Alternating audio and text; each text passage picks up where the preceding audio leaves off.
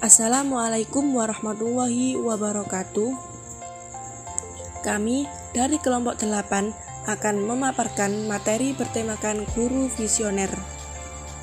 Sebelumnya, perkenalkan anggota kelompok kami yang beranggotakan 1. Laili Farihatul Izzah dengan NIM 20201044.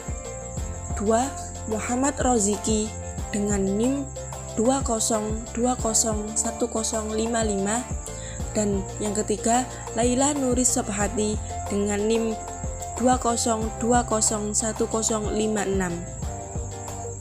Baiklah, berikut pemaparan penjelasan materi tentang guru visioner menurut kelompok kami. Pengertian guru adalah orang yang mata pencaharian, pekerjaan atau profesinya mengajar. Dalam bahasa Sanskerta, guru berarti besar, berat, baik sekali, penting, pengajar, dan terhormat. Jadi dalam arti sederhana, guru berarti orang yang memberikan ilmu pengetahuan kepada peserta didiknya. Tempat pelaksanaannya bukan hanya di lembaga pendidikan formal, tapi bisa juga di tempat lain seperti mushola, masjid, rumah, dan lain sebagainya. Selanjutnya, pengertian guru visioner. Guru visioner merupakan guru yang mempunyai visi yang dapat berorientasi pada pendidikan dan mengembangkan diri dalam meningkatkan kompetensinya. Sebagai upaya meningkatkan kinerja guru, kualitas pembelajaran, dan hasil belajar peserta didik.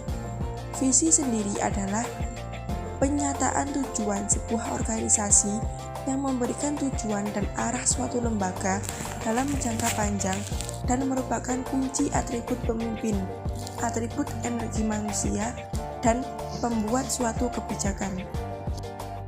Hadis-hadis tentang guru visioner, tentang kemunculan nabi palsu. Haddatsana Ishaq bin Nasrin, haddatsana Abdur Razaqi an Ma'marin an Hammamin annahu sami'a Aba Hurairah radhiyallahu anhu yaqula qala Rasulullah sallallahu alaihi wasallam baina ana na'imun utitu bi khazainil ardi fawudi afi kafi siwaroni min dahabin fakabura alayya fa'auhallaha ilayya anin fukhuma fanafaktuhuma fadhahaba fa'awaltuhuma kadzabainil ladaini ana bainahuma sahiba son'a'a wa sahibal yamamati, yang artinya telah menceritakan kepadaku Ishaq bin Ibrahim Al-Ghazali, telah menceritakan kepada kami Abdur Razak, telah mengabarkan kepada kami Ma'mar dari Hammam bin Munabbih mengatakan, inilah yang Abu Hurairah ceritakan kepada kami dari Rasulullah Sallallahu Alaihi Wasallam. Beliau bersabda, kita adalah orang yang datang terkemudian, namun kita adalah orang yang pertama-tama masuk surga. Lantas Rasulullah Sallallahu Alaihi Wasallam bersabda lagi, ketika aku tidur, aku diberi pembendaharaan bumi. Lantas diletakkan di tanganku 2 gelang emas. Keduanya betul-betul menjadikanku resah dan sedih. Lantas aku memperoleh wahyu agar aku meniupnya. Keduanya pun terbang. Maka kutakwilkan bahwa akan ada 2 pendusta yang akan berada di antara keduanya. Pertama orang Son'a atau Al-Aswad Al-Ansi, orang kedua Yamamah Musailamah Al-Khadzab. Surat kepada Raja Heraklius.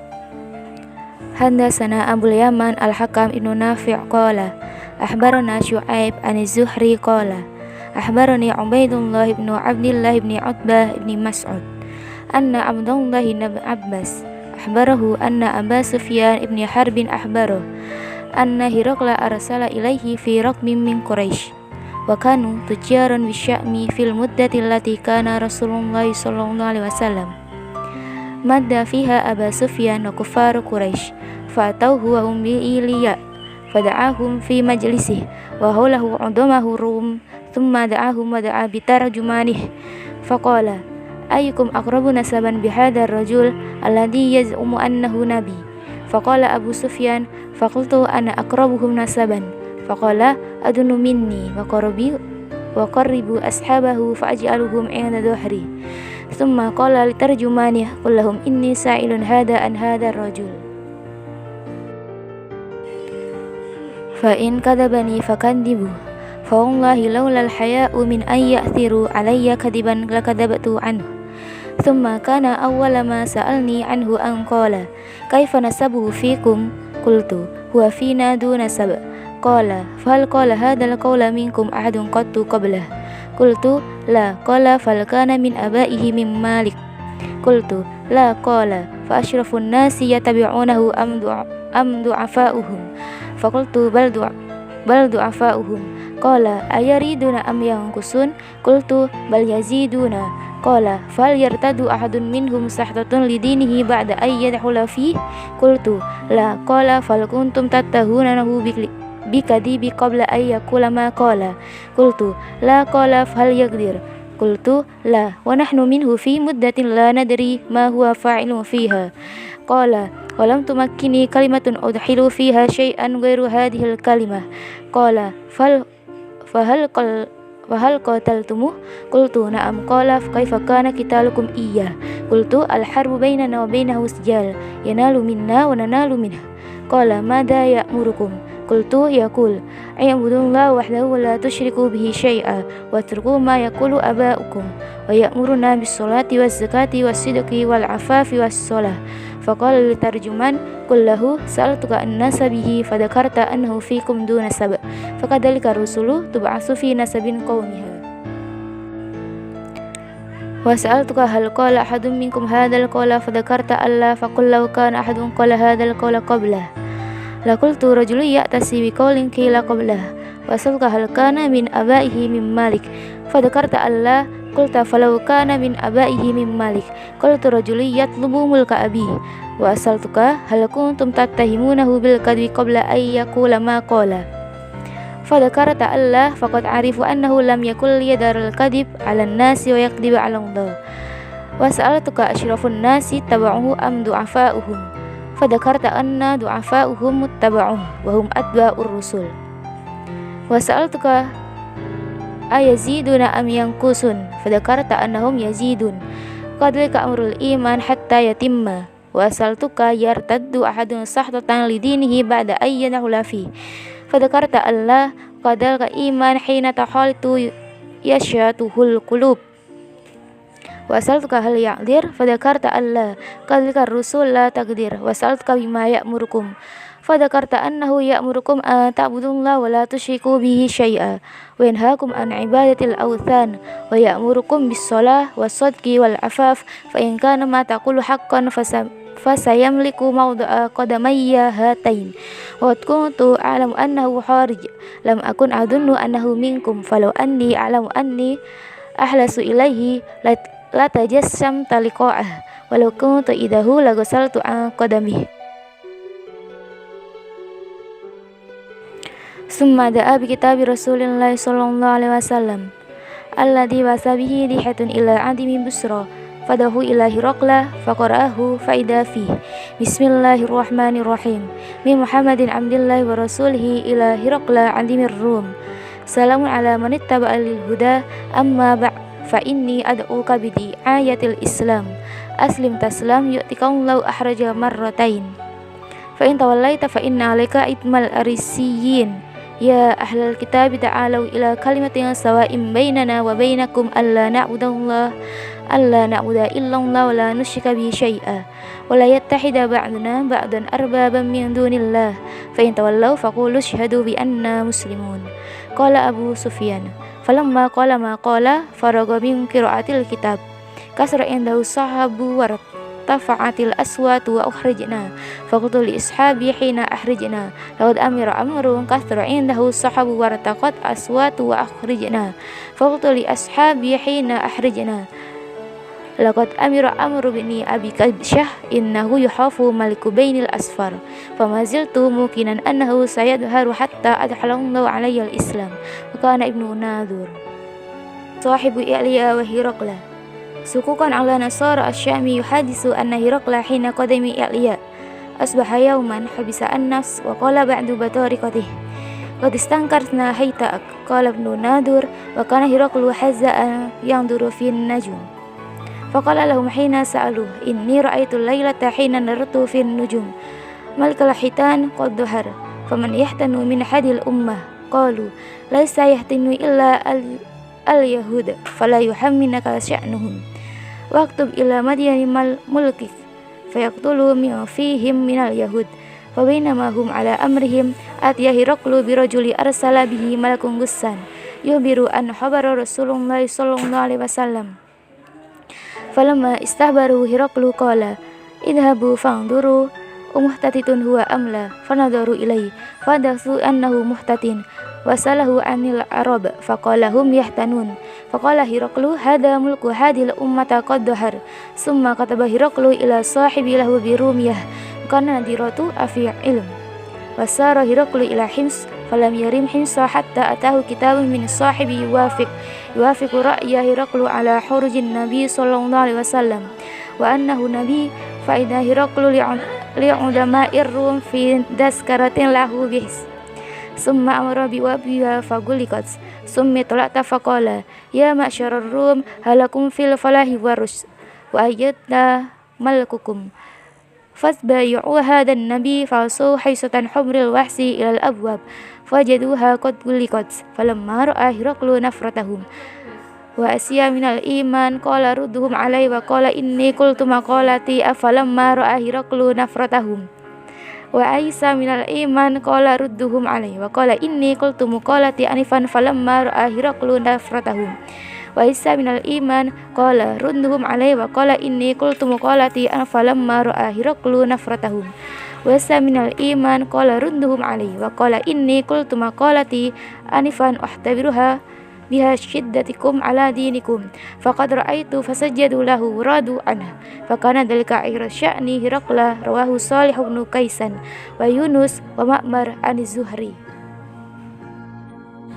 Telah menceritakan kepada kami Abu al-Yaman al-Hakam bin Nafi, dia berkata, telah mengabarkan kepada kami Syu'aib dari Az-Zuhri telah mengabarkan kepadaku Ubaidullah bin Abdullah bin Utbah bin Mas'ud bahwa Abdullah bin Abbas telah mengabarkan kepadanya bahwa Abu Sufyan bin Harb telah mengabarkan kepadanya bahwa Heraklius menerima rombongan dagang Quraisy yang sedang mengadakan ekspedisi dagang ke negeri Syam pada saat berlakunya perjanjian antara Nabi SAW dengan Abu Sufyan dan orang-orang kafir Quraisy.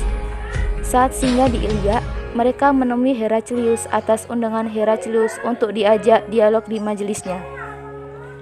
Yang saat itu Heraklius bersama dengan para pembesar-pembesar negeri Romawi. Heraklius berbicara dengan mereka melalui penerjemah. Heraklius berkata, siapa di antara kalian yang paling dekat hubungan keluarganya dengan orang yang mengaku sebagai nabi itu? Abu Sufyan berkata, maka aku menjawab, akulah yang paling dekat hubungan kekeluargaannya dengan dia. Heraklius berkata, dekatkanlah dia denganku dan juga sahabat-sahabatnya.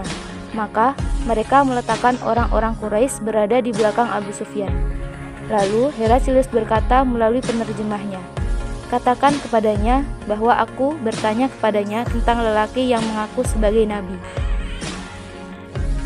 Jika ia berdusta kepadaku, maka kalian harus mendustakannya. Demi Allah, kalau bukan rasa malu akibat tudingan pendusta yang akan mereka lontarkan, niscaya aku berdusta kepadanya.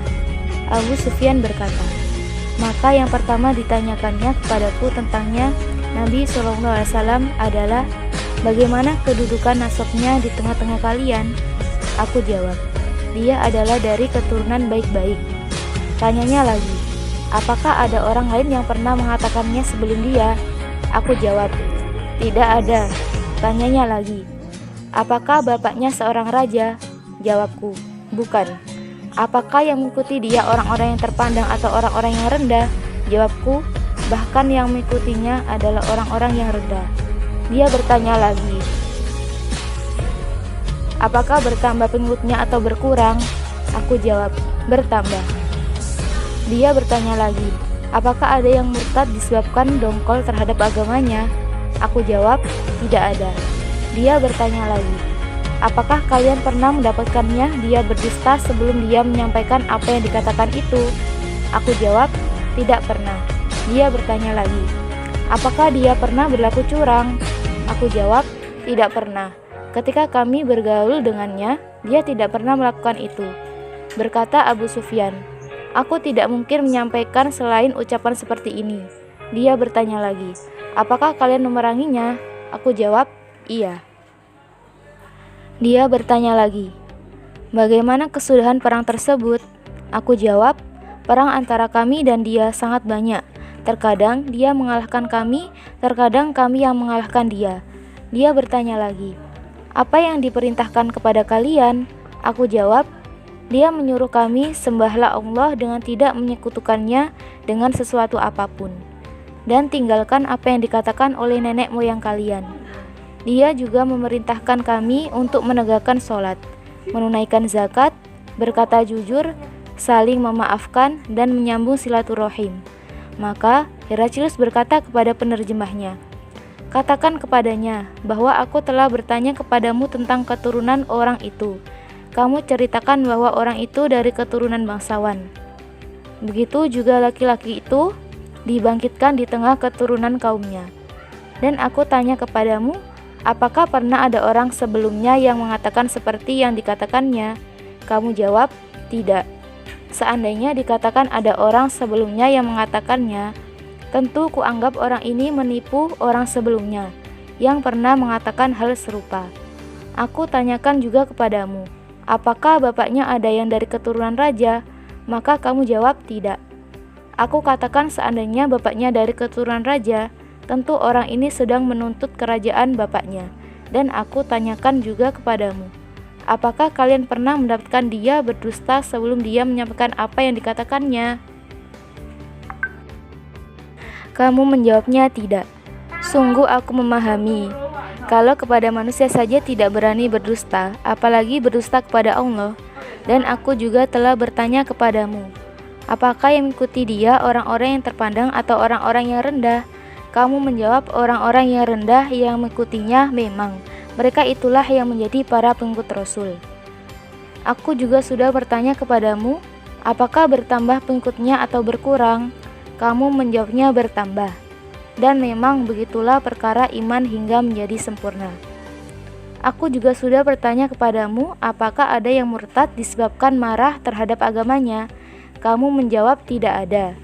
Dan memang begitulah iman bila telah masuk tumbuh bersemi di dalam hati. Aku juga sudah bertanya kepadamu, apakah dia pernah berlaku curang? Kamu jawab tidak pernah. Dan memang begitulah para rasul tidak mungkin curang. Dan aku juga sudah bertanya kepadamu, apa yang diperintahkannya kepada kalian? Kamu jawab, dia memerintahkan kalian untuk menyembah Allah dengan tidak menyekutukannya dengan sesuatu apapun dan melarang kalian menyembah berhala. Dia juga memerintahkan kalian untuk menegakkan sholat, menunaikan zakat, berkata jujur, saling memaafkan, dan menyambung silaturahim. Seandainya semua apa yang kamu katakan ini benar, pasti dia akan menguasai kerajaan yang ada di bawah kakiku ini. Sungguh, aku telah menduga bahwa dia tidak ada di antara kalian sekarang ini. Seandainya aku tahu jalan untuk bisa menemuinya, tentu aku akan berusaha keras menemuinya hingga bila aku sudah berada di sisinya, pasti aku akan basuh kedua kakinya. Kemudian, Heraklius meminta surat Rasulullah SAW yang dibawa oleh Dihya untuk para penguasa negeri Basra. Maka diberikannya surat itu kepada Heraklius. Maka dibacanya dan isinya berbunyi, Bismillahirrahmanirrahim, dari Muhammad, hamba Allah dan Rasulnya untuk Heraklius, penguasa Romawi, keselamatan bagi siapa yang mengikuti petunjuk. Kemudian daripada itu, aku mengajakmu dengan seruan Islam. Masuk Islamlah kamu, maka kamu akan selamat. Allah akan memberi pahala kepadamu 2 kali. Namun jika kamu berpaling, maka kamu menanggung dosa rakyat kamu. Dan, hai ahli kitab, marilah berpegang kepada suatu kalimat ketetapan yang tidak ada perselisihan antara kami dan kamu, bahwa tidak kita sembah kecuali Allah dan tidak kita persekutukan Dia dengan sesuatu apapun, dan tidak pula sebagian kita menjadikan sebagian yang lain sebagai Rob selain Allah. Jika mereka berpaling, maka katakanlah kepada mereka, saksikanlah bahwa kami adalah orang-orang yang berserah diri kepada Allah. Abu Sufyan menuturkan, setelah Heraklius menyampaikan apa yang dikatakannya dan selesai membaca surat tersebut, terjadilah hiruk pikuk dan surat-surat tribut, sehingga mengusir kami. Aku berkata kepada teman-temanku setelah kami diusir keluar, sungguh dia telah diajak kepada urusan anak Abu Hafsah. Heraklius mengkhawatirkan kerajaan Romawi. Pada masa itu pun, aku juga khawatir bahwa Muhammad akan berjaya. Sampai akhirnya, perasaan itu hilang setelah Allah memasukkan aku ke dalam Islam. Dan adalah Ibnu An-Nazur, seorang pembesar Ilya, dan Heraklius adalah seorang uskup agama Nasrani. Dia menceritakan bahwa pada suatu hari ketika Heraklius mengunjungi Ilya, dia sangat gelisah. Berkata sebagian komandan perangnya, sungguh kami mengingkari keadaanmu. Selanjutnya, kata Ibnu Mazur, Heraklius adalah seorang ahli nujum yang selalu memperhatikan perjalanan bintang-bintang. Dia pernah menjawab pertanyaan para pendeta yang bertanya kepadanya. Pada suatu malam, ketika saya mengawati perjalanan bintang-bintang, saya melihat Raja Hitan telah lahir. Siapakah di antara umat ini yang dihitan? Jawab para pendeta, yang berhitan hanyalah orang-orang Yahudi. Janganlah Anda risau karena orang-orang Yahudi itu. Perintahkan saja ke seluruh negeri dalam kerajaan Anda, supaya orang-orang Yahudi di negeri tersebut dibunuh. Ketika itu, dihadapkan kepada Heraklius, seorang utusan raja Bani Goson, untuk menceritakan perihal Rasulullah SAW. Setelah orang itu selesai bercerita, lalu Heraklius memerintahkan agar dia diperiksa, apakah dia berhitan ataukah tidak. Seusai diperiksa, ternyata memang dia berhitan. Lalu diberitahukan orang kepada Heraklius. Heraklius bertanya kepada orang tersebut tentang orang-orang Arab yang lainnya. Dihitankah mereka ataukah tidak? Dia menjawab, orang Arab itu dihitan semuanya. Heraklius berkata, inilah Raja Ammad. Sesungguhnya dia telah terlahir. Kemudian Heraklius berkirim surat kepada seorang sahabatnya di Roma, yang ilmunya setaraf dengan Heraklius. Sementara itu, ia meneruskan perjalanannya ke negeri Himsa. Tetapi sebelum tiba di Himsa, balasan surat dari sahabatnya itu telah tiba terlebih dahulu.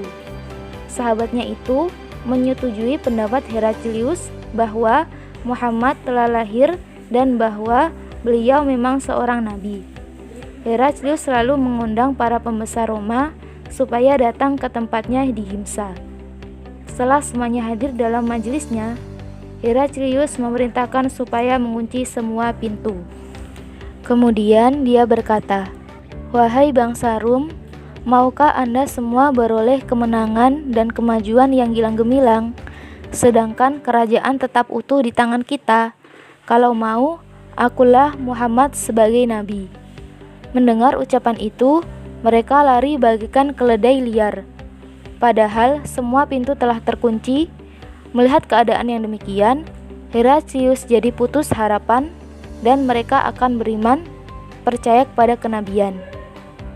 Jadi, Heraklius jadi putus asa, umatnya mengakui Muhammad sebagai nabi.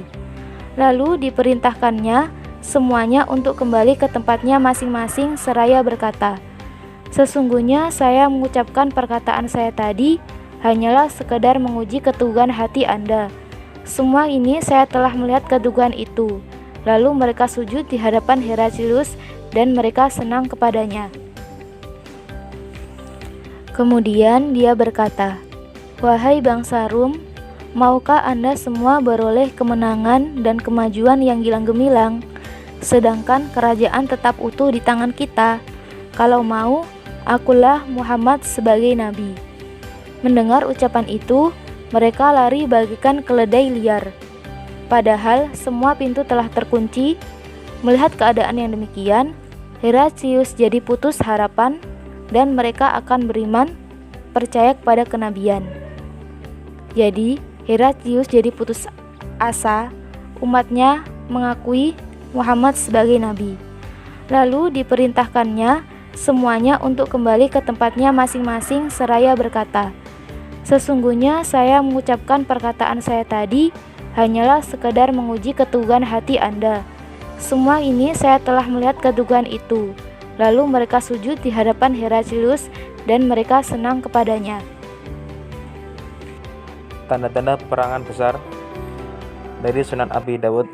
Haddatsana Abbasul Anbariyu, haddatsana Hasim bin Qasim, haddatsana Abdurrahman bin Sabit bin Sauban, an abihi an Makhulin an Jubairi bin Nufair an Malik bin Yakhamir an Mu'ad bin Jabalin qala Rasulullah sallallahu alaihi wasallam, umranu Baitul Maqdisi kharabu Yasrib wa kharabu Yasriba khurujul malhamati wa khurujul malhamati fatul Konstantiniyati wa fatul Konstantiniyati khurujut dajjal summa darba biyadihi ala fahidil ladhi haddatsahu aw magnibihi summa qala inna hadzal haqqun kama annaka hahuna aw kama annaka aqaidun yakni mu'adabana jabalin.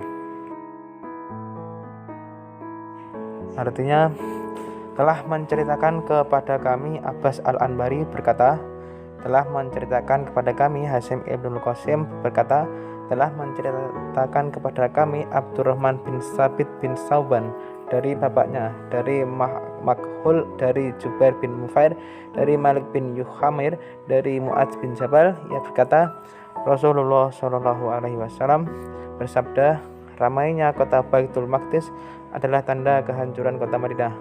Hancurnya kota Madinah adalah tanda terjadinya peperangan besar. Terjadinya peperangan besar adalah tanda dari pembukaan kota Konstantinopel, dan pembukaan kota Konstantinopel adalah tanda keluarnya Dajjal. Kemudian beliau menepuk paha orang yang beliau ceritakan tentang hadis tersebut, atau dalam riwayat lain pundaknya. Kemudian bersabda, semua ini adalah sesuatu yang benar, sebagaimana engkau, wahai Mu'adz bin Jabal, sekarang berada di sini adalah sesuatu yang benar. Implementasi guru visioner untuk mendidik dan menumbuhkan peserta didik menjadi anak yang inovatif dan kreatif, maka seyogyanya ia mengimplementasikan hal-hal tersebut, yakni membuka diri dengan sikap inovasi peserta didik, merangsang peserta didik pada kegiatan yang membutuhkan daya cipta, melatih kepekaan peserta didik terhadap lingkungan sekitar, memberikan pengalaman baru yang beragam kepada peserta didik, membuka diri dengan sikap inovatif peserta didik. Kesimpulannya, 1. Berdasarkan kritik sanad hadis 1 dan 2 dinilai lebih sahih karena diriwayatkan oleh perawi yang sikoh di setiap tingkatannya. Sebagai seorang pendidik, guru harus menyampaikan dalam suasana yang gembira dan menyenangkan sehingga tidak membuat peserta didik tertekan. Karena biasanya peserta didik yang tertekan, maka pikirannya ikut tertekan sehingga tidak bisa menerima pelajaran dengan baik. Dan sebagai pendidik, guru harus dapat memotivasi serta memancing anak didik agar di dalam dirinya muncul keinginan dan kemampuan untuk meningkatkan pengetahuan dan prestasi dalam proses pembelajarannya. Sekian presentasi kelompok kami. Kurang lebihnya mohon maaf. Semoga presentasi bermanfaat bagi kita semua. Wassalamualaikum warahmatullahi wabarakatuh.